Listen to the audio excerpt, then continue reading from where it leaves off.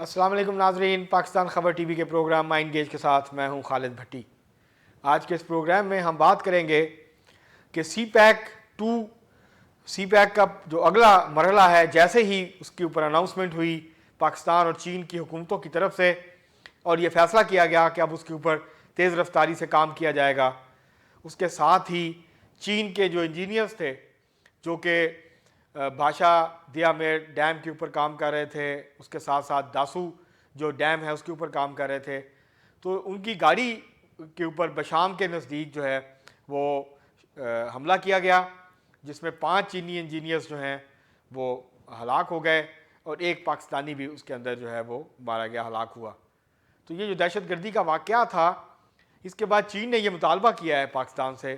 कि जिन लोगों ने यह दहशतगर्दी की है, जिन लोगों ने चीनी शहरियों की जान ली है, उनके खिलाफ कार्रवाई की जाए और उनको कैफरे किरदार तक पहुँचाया जाए।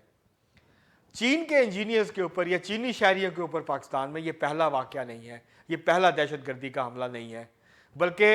उनको कई मकाम, मतलब ग्वादर में जब काम हो रहा था तो ग्वादर में भी उनको दहशतगर्दी का निशाना बनाया गया। इसी तरह से ये जो दासू डैम और भाषा और दियामेर डैम के ऊपर चीनी इंजीनियर्स काम कर रहे हैं, इनके ऊपर भी तवातुर से हमले किए जाते हैं। और एक हमले जो है वो पिछले साल भी हमला हुआ था, उससे पिछले साल भी हमला हुआ था। इसके अलावा भी इक्का दुक्का वाक़यात जो हैं वो पेश आते रहते हैं। चीनी शहरियों के ऊपर कराची में भी हमला हो चुका।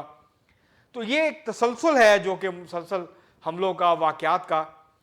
और इससे बिल्कुल वाज़ेह है कि कुछ लोग, कुछ ममालिक, कुछ कुव्वतें ये नहीं चाहती कि जो सी पैक का अगला मरहला है उसकी तरफ बढ़ें और चीन की जो इन्वेस्टमेंट है वो पाकिस्तान के अंदर बढ़े। पाकिस्तान में वो, क्योंकि जो सी पैक का दूसरा मरहला है जिसमें स्पेशल इकोनॉमिक जोन्स बनने हैं, इंडस्ट्रियल जोन बनने हैं, और फिर चीन की जो कंपनियां हैं वो पाकिस्तानी कंपनियों के साथ कोलैबोरेट करेंगी, जॉइंट इन्वेस्टमेंट करेंगी और वहाँ पर इंडस्ट्री लगेगी। वो इंडस्ट्री लगेगी जो कि चीन में बंद हो रही है, और चीन के अंदर जो है वो तनख्वाहें बढ़ने की वजह से और बाकी मामलात की वजह से, तो वहाँ पर जो है वो अब चीन वो इंडस्ट्री जो है वो पाकिस्तान में शिफ्ट करना चाहता है। तो पाकिस्तान में टेक्नोलॉजी भी आएगी, सी पैक 2 के नतीजे में पाकिस्तान के अंदर इन्वेस्टमेंट भी आएगी, डॉलर्स भी आएंगे। अब इसके ऊपर किन को मसला हो सकता है? अगर हम देखें तो सबसे ज़्यादा मसला तो इंडिया का है। इंडिया नहीं चाहता पाकिस्तान इक़्तिसादी तौर पर मजबूत हो, इंडिया नहीं चाहता पाकिस्तान में इन्वेस्टमेंट आए, इंडिया नहीं चाहता पाकिस्तान में टेक्नोलॉजी आए, पाकिस्तान अपने पाँव पे खड़ा हो, पाकिस्तान में सनतकारी हो, पाकिस्तान की पैदावार बढ़े और उसके नतीजे में पाकिस्तान में की जो एक्सपोर्ट है उसके अंदर इजाफा हो और पाकिस्तान इक़्तिसादी तौर पे, मालियाती तौर पे और सनती तौर पे मजबूत हो। ये इंडिया के मफाद में नहीं है। इसी तरह अमेरिका ये नहीं चाहते, अमेरिका भी ये नहीं चाहता कि पाकिस्तान और चीन के दरमियान जो रवाबत हैं ये और ताल्लुकात जो हैं और मजबूत हों। अमेरिका पहले ही नाला है कि पाकिस्तान और चीन के दरमियान जो दफाई मामलात हैं वो बहुत ज़्यादा मजबूत हो गए हैं, वो बहुत ज़्यादा आगे बढ़ चुके हैं। मुश्तरका दफाई पैदावार हो रही है, टैंक्स बन रहे हैं, जहाज़ बन रहे हैं, दुनिया के जदीद तरीन जो है वो असला बन रहा है। तो ये भी अमेरिका जो है, और पाकिस्तान की जो डिपेंडेंसी है, पाकिस्तान का जो इन्हिसार था अमेरिका के ऊपर, उसके अंदर गुज़श्ता 15-20 सालों में बहुत ज़्यादा कमी आई है और अब पाकिस्तान और चीन का जो डिफेंस कोलैबोरेशन है वो बहुत बढ़ गया है। तो अब ये जो सी पैक का पहला मरहला था, इसके तहत पाकिस्तान में इंफ्रास्ट्रक्चर के जो प्रोजेक्ट्स थे उसके ऊपर काम हुआ, उसके ऊपर चाइना की कंपनियों ने आके काम किया। ऑरेंज लाइन ट्रेन बनी लाहौर में, जो है वो मुल्तान सखर मोटरवे बनी, और ये जो लाहौर मुल्तान मोटरवे है ये बनी।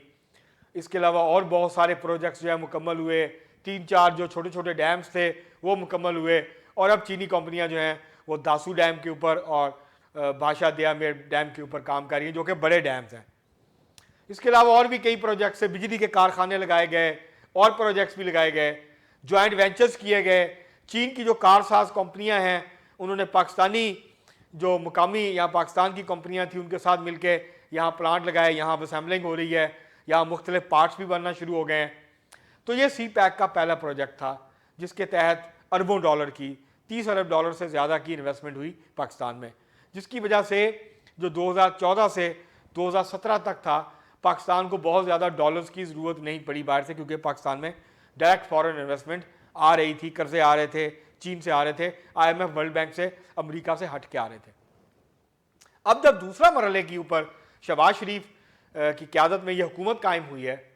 तो वो लोग जो CPEC को आगे बढ़ता नहीं देखना चाहते,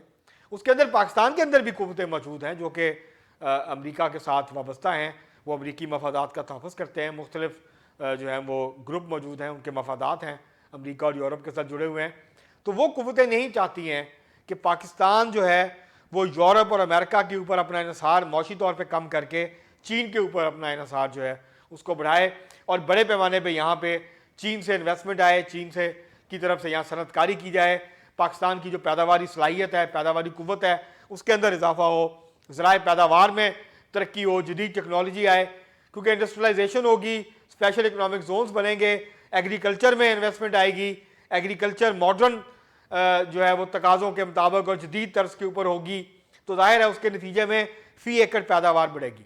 मसला अगर पाकिस्तान में जो 4-5 बड़ी अजनास हैं उसकी अगर फ़ी एकड़ पैदावार बढ़ जाए, मसलन गंदम की जो फ़ी एकड़ पैदावार है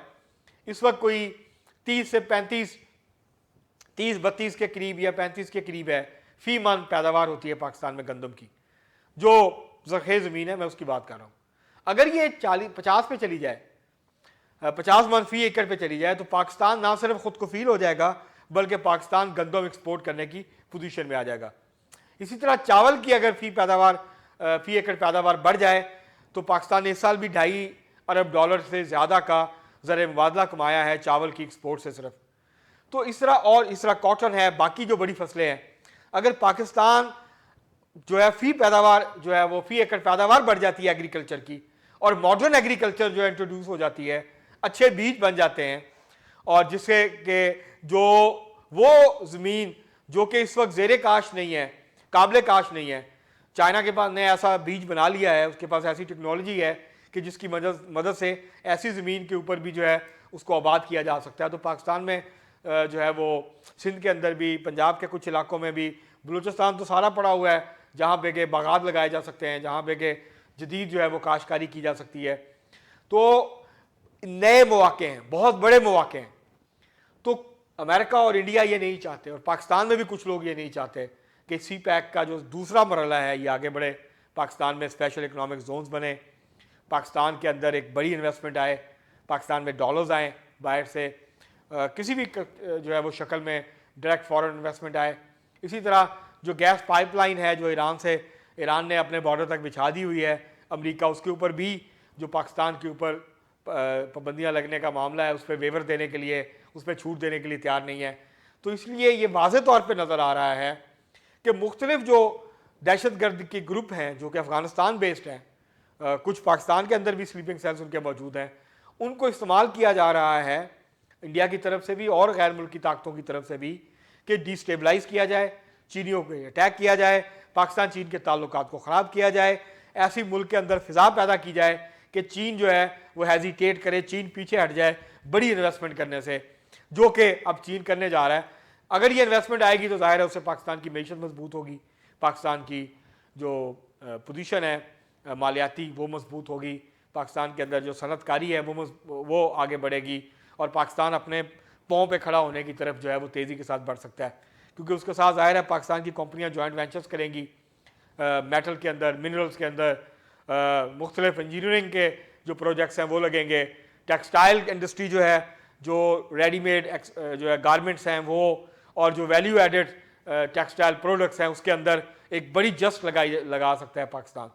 इसका फ़ायदा होगा, बेरोज़गारी कम होगी, गुर्बत कम होगी, लोगों को रोज़गार के नए मौके मिलेंगे, नए कारोबार के मौके जो हैं वो पैदा होंगे। तो ये जो पाकिस्तान को नहीं चाहते वो कुव्वतें कि पाकिस्तान अपने पाँव पे खड़ा हो, तो वो इस वक्त पूरी तरह से मुतहरक हैं, वो पूरी तरह से सरगर्म हैं, वो उन तमाम जो प्रॉक्सीज़ हैं उनको इस्तेमाल कर रहे हैं और वो प्रॉक्सीज़ पाकिस्तान के ख़िलाफ़ इस्तेमाल हो रही हैं। वो पाकिस्तान की फ़ौज के ऊपर भी अटैक कर रहे हैं, वो FC और पुलिस के ऊपर भी अटैक कर रहे हैं, और साथ में वो जो चीनी इंजीनियर्स हैं या चीन के शहरी हैं पाकिस्तान में उसके ऊपर भी अटैक कर रहे हैं। वो ये चाहते हैं कि अमन अमान के हवाले से ऐसी फ़िज़ा पैदा की जाए कि चीन जो है वो बड़ी सरमायाकारी करने से कासर है। इस इशू को बहुत संजीदगी से लेने की ज़रूरत है ताकि जो पाकिस्तान ये इक़्तिसादी दलदल में फंसा हुआ है इससे निकल सके, पाकिस्तान जो बार बार IMF से मिन्नतें करता है, जाके भीख मांगता है, दोस्त ममालिक के पास जाता है, तो पाकिस्तान इक़्तिसादी तौर पे अपने पाँव पे खड़ा हो, सनती तौर पे अपने पाँव पे खड़ा हो, अपनी पैदावार बढ़ाए, एक्सपोर्ट्स बढ़ाए और यहाँ रोज़गार के नए मौके पैदा हों। उसके लिए ज़रूरी है कि इन ग्रुपों के साथ भी निपटा जाए और जो बाहर बैठे हुए कुव्वतें हैं उनके साथ भी अपने मामलात को इस अंदाज से बेहतर किया जाए कि उनकी जो सरगर्मियाँ हैं उसके अंदर जो है वो कमी वाक़ई हो। अब तक के लिए इतना ही, बहुत शुक्रिया।